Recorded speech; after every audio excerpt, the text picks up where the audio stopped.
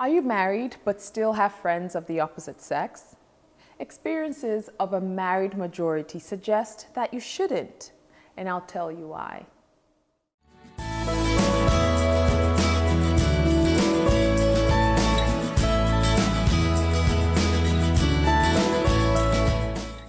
Hello there, I'm Zizi, and thanks for watching Keeping It Together with me. Here you'll find practical tips that serve as a guide in your quest for a happy marriage. This is the place to hear the inspiring truth about how to live a fabulous life filled with joy, laughter, and love. So first, let me clarify. I do not mean you should throw away all your friends of the opposite sex. No. So for example, if you're a woman and you have a male childhood friend who also becomes good friends with your husband and hangs out with your husband even without you, that male relationship is probably safe.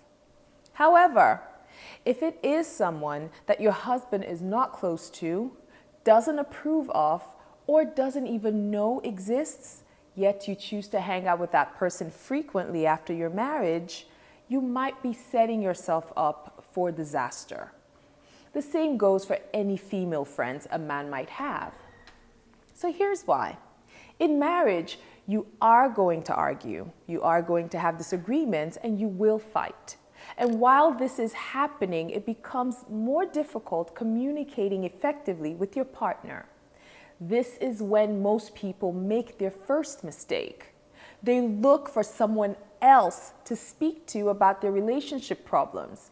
An even bigger mistake is their ends up being someone of the opposite sex. When you speak to decent people about your problems, they typically show you care, right? Odds are we all consider people that we call friends decent, including the ones who are of the opposite sex.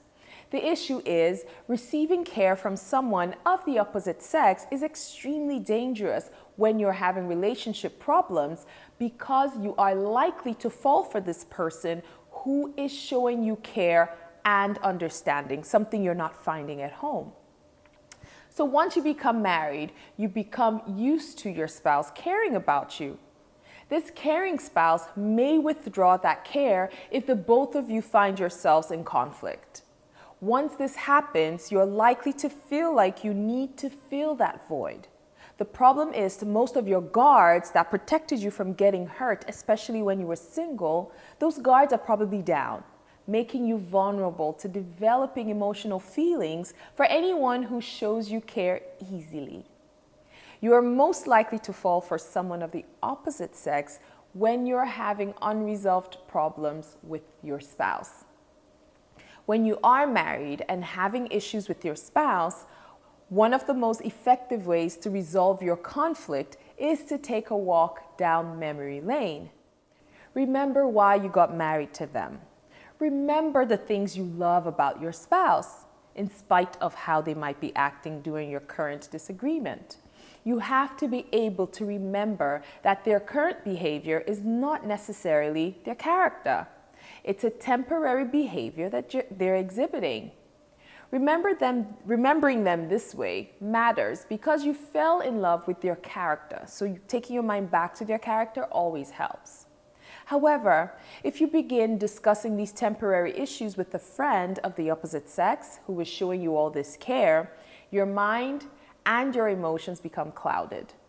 Instead of being able to remember what you love about your spouse and why you married them, your mind and emotions shift focus to how interesting this your friend is, and you begin wondering why you never noticed certain things about them previously.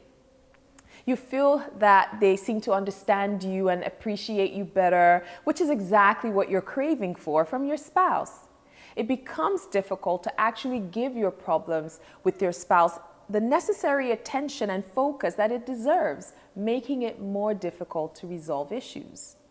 You become more motivated to live a separate life from your spouse, a separate life that allows you the freedom to enjoy this attention that you're getting from your friend. A separate life that allows you to let the feelings you are developing for your friend to blossom. A separate life that will probably lead to the end of your marriage. So what do you do if you have friends of the opposite sex who are not necessarily friends with your spouse? Do not talk to them about your relationship problems, period. If you are having problems, please find someone else to discuss the problems with. There are always other options out there of people you can talk to besides friends of the opposite sex. If the problems are minor, seek out a friend of the same sex. However, if the problems are severe, I am not a fan of talking to friends, period. For reasons that I outlined in a video that I did called Why You Shouldn't Take Relationship Advice from Your Friends. I would suggest, though, that you reach out to a marriage coach or counselor in more severe situations. There you have it. How not to jeopardize your relationship by sharing your intimate marital details with friends of the opposite sex. I'd love to hear from you on this or any other topics. You can find me on zzio.com, where you could leave a comment and sign up for my newsletter chock full of marriage-related tips and insights. Have a question for me? Email me for a personal response. questions@zzio.com. Did you like this video? There's more where that came from on my YouTube channel. Subscribe to enhance your marriage and start living your best life now. Share with your loved ones and your friends too. Remember, sharing is caring. Getting your marriage to be at its best will take applying some very important tactics, some extremely easy and some not so easy, but certainly doable. This is why I do what I do. I will serve as your guide through it all. The decision lies with you to take me up on this and let the transformation begin.